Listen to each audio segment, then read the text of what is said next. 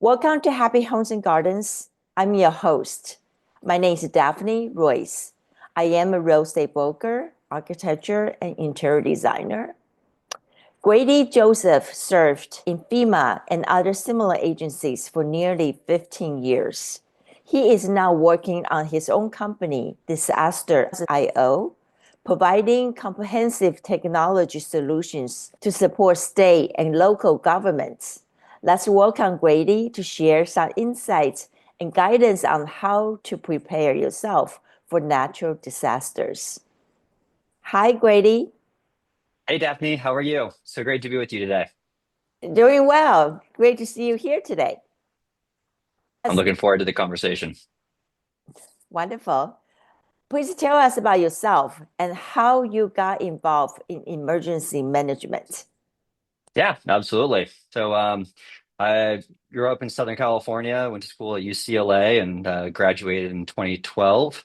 And at the time, I had been an international relations major and thought that I was going to join the State Department and go do diplomacy work internationally. And a large hurricane, Hurricane Sandy, crashed into New York, and I got an opportunity to join the Federal Emergency Management Agency right out of college. And so uh, took a little bit of a pivot and joined moved to Washington D.C., joined FEMA, and started working on response and recovery programs, supporting communities all across the country with floods and fires and earthquakes and all sorts of different hazards, and really fell in love with the mission of helping communities when they most need help.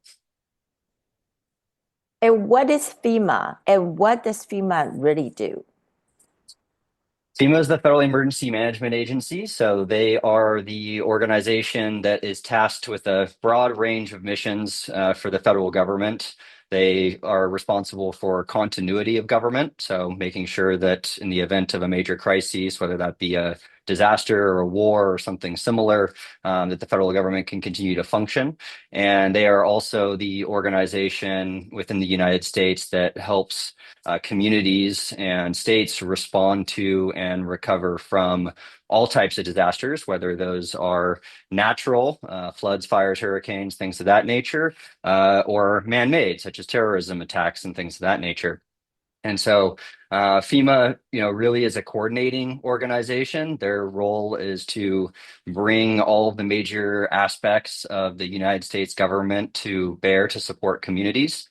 So that could be things like activating urban search and rescue teams to help look for and search for survivors of disasters. That could be bringing in the U.S. Army Corps of Engineers to help remove debris and to stabilize communities with efforts like what's happening in LA right now. The U.S. Army Corps of Engineers is conducting the debris removal operation there. But the FEMA's biggest job, the biggest thing that they do from a budgetary perspective, is provide grants to individuals and to state and local governments to cover the costs of recovery operations and response operations after a disaster. And so those are both things like, helping pay for the firefighters that were fighting the fires down in LA, and the, massive amount of resources that it took to contain those fires, as well as rebuilding, roads, bridges, and schools and things of that nature after a disaster. But that funding aspect is about 75% of their budget.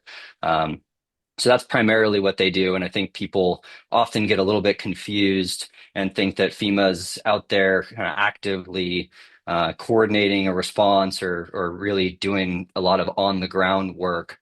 But that's really not FEMA's role. That's really the responsibility of the state and local governments to do the direct action to actually rebuild those roads, rebuild those communities.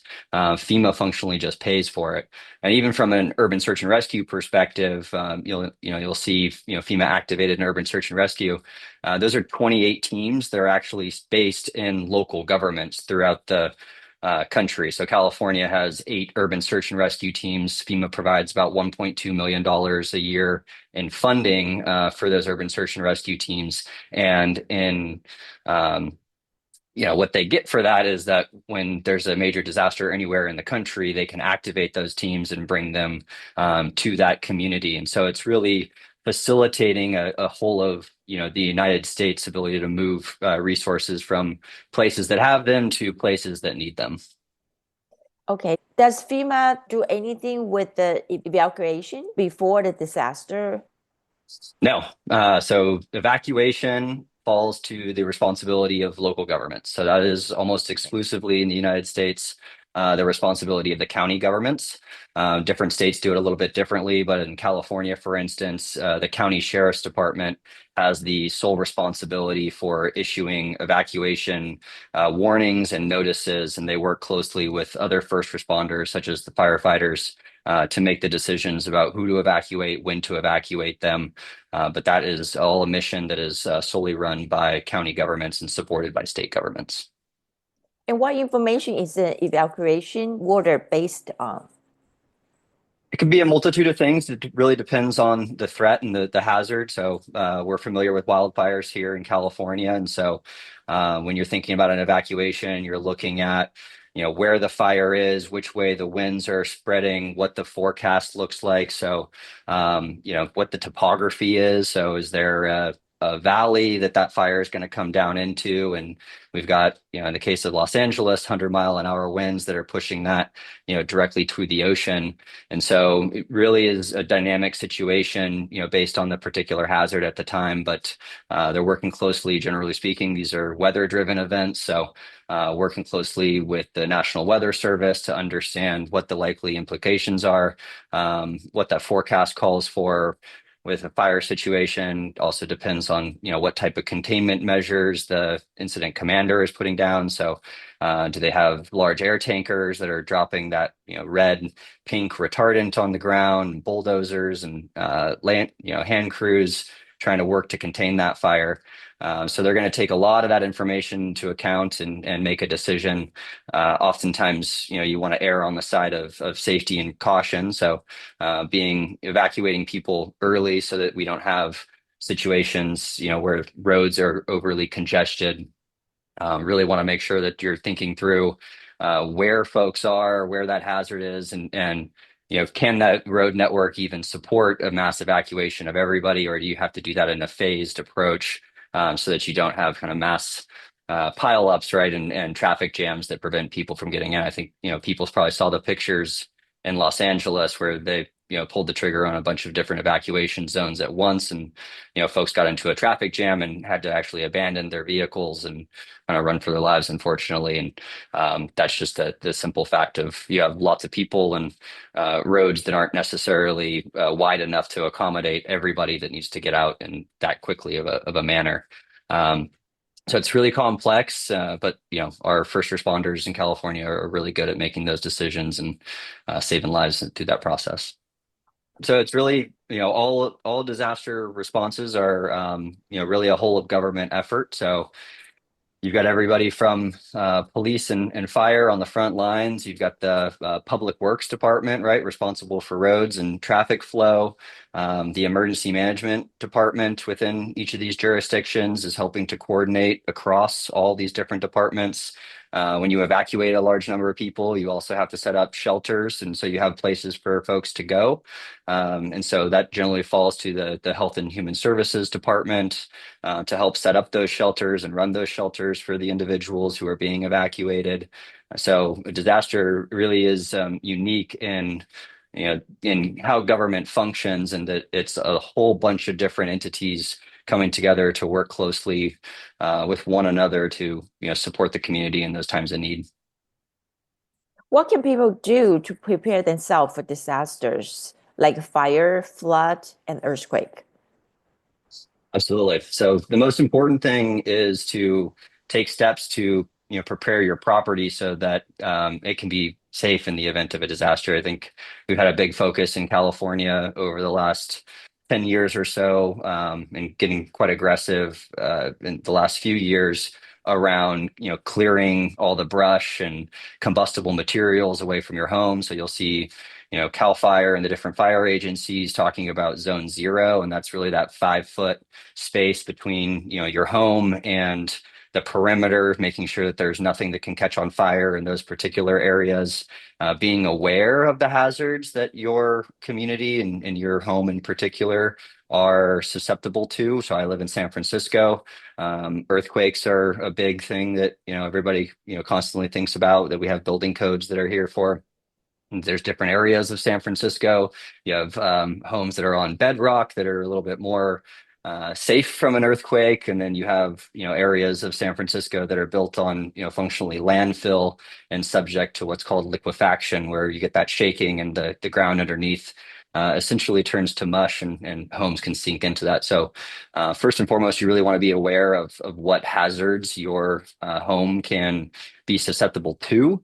And then, as things take place, really being prepared to support yourself for up to 3 days. So the general practice that we see is to be prepared with food and water and medication for yourself and your family for up to 72 hours. And that's really in the case of the, big disasters, a big earthquake or something like that. It could take quite a while for first responders to get to everybody, depending on what's happened, if roads have been cut off and things of that nature. And so, we really encourage folks to have provisions to be able to support yourself for that 72-hour period, and then, have a go bag ready as well. So that would include things like critical documentation, medications that you need, things for your pets. Make sure that you have things like, your family photos, right? You're able to grab those and put those in the car as quickly as possible in the event that you need to evacuate and you can't get back in, or something might happen to the property that you live in. So really take into account all of those things is incredibly important. And then the biggest issue, I think, in disasters is certainly the financial aspect. So when you have losses, right, making sure that you're checking your insurance policy annually. Don't just set that on auto renew and let it renew every single year, because you can have changes in how much it costs to rebuild a home. If I think what we find after a disaster, oftentimes in the California insurance market, has been particularly challenging over the last 5 to 10 years. Folks had an insurance policy that's been in place for a decade. They don't really check it. It's just on autopilot. And then, you have a fire that burns down your home. And you find that the policy limits that you've been paying for are not enough to actually rebuild that home. And so you see big coverage gaps there. And that's probably the most devastating part, after, of course, losing your home itself, is finding that, you're short hundreds of thousands of dollars to rebuild, and having to figure out how you're going to meet the gap between, what those insurance proceeds are and, what it ultimately costs to rebuild that structure. And so really staying on top of that and keeping a close eye on that is really important. And then for folks who are able to, right, having an emergency fund, that's really important. But the majority of the country, unfortunately, does not have the luxury of having that emergency fund at their disposal. And so there are organizations like the Red Cross and FEMA is one of them as well, who can come in and provide loans or grants to be able to help people cover some of those immediate needs costs. Go back might be a little bit different. Everyone has so many electronic devices, electronic cars, and most of the time during the disasters, there are no electricities. Do you have a recommendation where people should go? How do they find place to go? And how do they connect with their families? Yeah, definitely. So we have a different approaches in my own household about this. I'm work in the space, and so I always make sure to keep, my phone charged and an extra battery that's there to make sure that I can, keep my device charged. I also use Google Maps or Apple Maps. You can actually download offline maps. So that if there's interruptions to cellular connectivity or things like that, you can still access GPS and things of that nature. And so I think some of those preparatory steps with your own devices are always important. I have an electric vehicle myself, and so make sure that every night it gets charged up to 90%, and that's always there. So we try to keep it topped off at all times so that we've got enough range to be able to get out of an evacuation zone or a situation that might be a little bit tricky, so that we're not finding ourselves having to charge before we evacuate. So certainly, good practices there. If you've got an internal combustion vehicle, make sure, try to always keep at least a half tank of gas in your car. When big disasters happen, you can have pretty significant impacts to the fuel infrastructure as well. So the pipelines that bring gas and move gas around the state of California can definitely get interrupted. And so, keeping your tank topped off, whether it's a battery or full of gasoline, is super important to make sure that you've got enough distance to be able to get out of the dangerous situation and to safety. All the local schools, libraries are good place for people to go. Any suggestions? Yeah, absolutely. So, schools are often set up as a place of refuge, as a shelter location. So, those are generally pretty strong structures that are resilient to all sorts of disasters. Really depends on what the threat is and what the issue is. So, in LA City fires, we saw several schools burn down, unfortunately. But your county will actually pre-designate shelter locations. That's part of the planning that every county government's required to do. So certainly encourage you to check out the website for the emergency management organization for your county and see where those pre-positioned shelter locations are, to be familiar with that, so that kind of where within your neighborhood or close to your neighborhood is either a temporary evacuation point or a long-term congregate shelter. Very important to have that situational awareness. And your company, Disaster.io, has solutions to assist with the government agencies. How does your technology work? Yeah, so we are a technology platform that integrates a lot of different data sources, from traffic and road networks to weather systems, to really give situational awareness to state and local governments so that they can understand the threats that's coming, whether that be fire or floods and hurricanes, tornadoes, things of that nature. So one aspect is understanding kind of what's coming your way, and then what we've really built out and focused on, which is different than the other competitors in the market, is the rapid recovery aspect of things. So we've got mobile applications, and we can bring in satellite imagery from drones to understand really what's been damaged from an infrastructure level. So what roads have been damaged, bridges, wastewater treatment plants, water treatment plants, all the kind of critical services that you need for a community to function.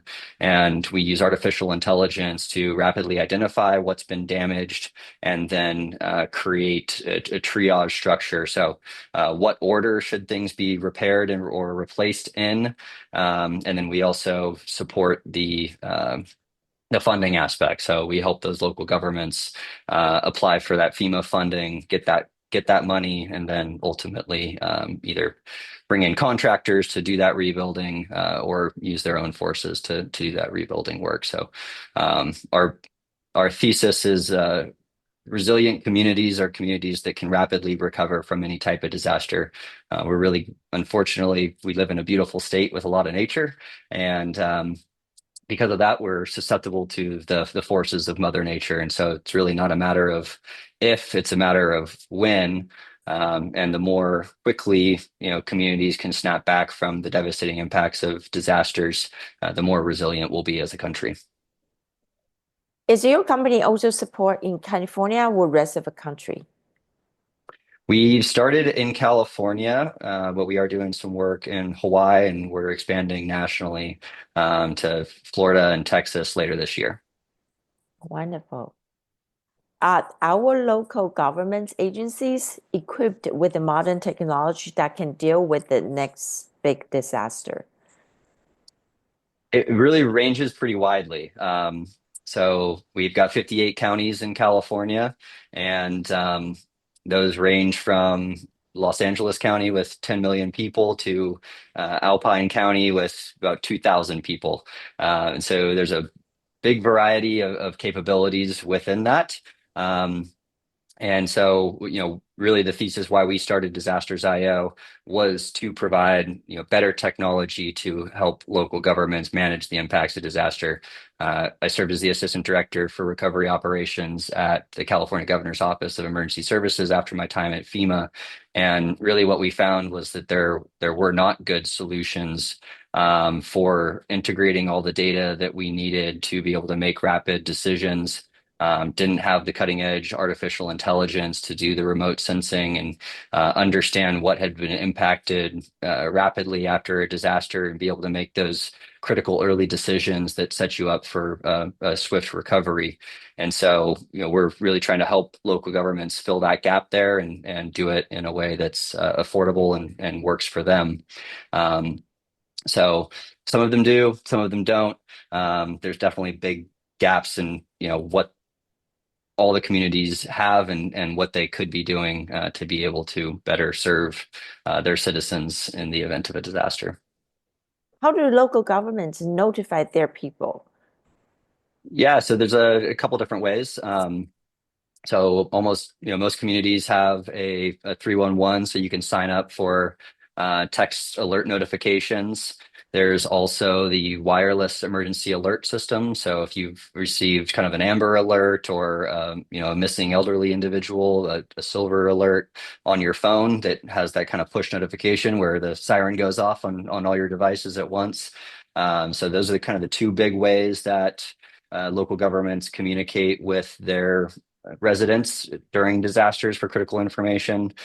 We've seen some challenges with that wireless alert system. I think Los Angeles was the most recent one where that's actually a system that's run by FEMA. And so those alerts go up from the county to FEMA and then get pushed down to the through the cell carriers to all the devices in the given area. So those are not certainly foolproof, unfortunately.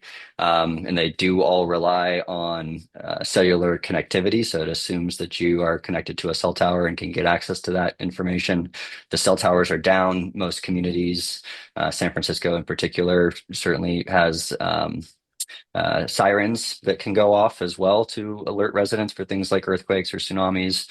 But the backbone of it all, unfortunately, is really those wireless devices, those notifications that come from text or the WIA notifications that make the alarm go off on your phone. But so it's a little bit brittle there because if we don't have cellular connectivity, then those alerts can't go out, unfortunately. So that is certainly a gap in some communities that don't have the fallback to the sirens. And then there's also weather radios. So that's another thing to add to your Go kit. As a NOAA compliant weather radio so that you can get the emergency alert broadcasts over AM FM radio as well. I do have a one hand crank radio in my Yeah, go there you bag. go. There And you I go. got That's it. I got a solar power charger as well. Perfect. You are ahead of the game. That's definitely what you want. So much of our modern life relies on the electronics, right? And so Yes. having the ability to generate some of your own power in the time of need is certainly an important aspect of being prepared. And also, where can people go for support and go support the people needs support after disaster? Definitely. So there's several great organizations that support communities after disaster. The American Red Cross is one. World Central Kitchen is another that focuses on feeding disaster survivors and first responders after a disaster. Another great organization that I love is Team Rubicon, and they're a group of veterans, and they accept non-veterans too, of course. But it was founded by a group of veterans, and they're very, very active after disasters, helping folks with recovery and response actions as well. So those are probably my top three volunteer organizations that you can sign up for.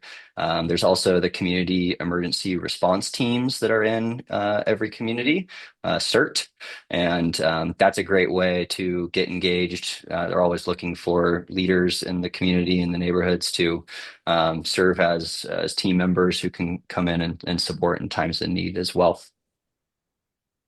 So where is your website and how people contact you for more information?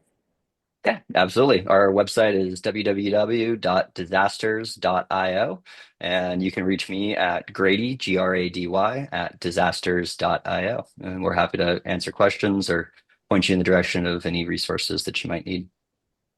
Thank you so much, Grady, for this is very informative interview. Absolutely, Daphne. It's a pleasure to be with you, and hope we've been able to help your listeners become a little bit more prepared. We all need it. Absolutely. Yeah, thank you. Thank you.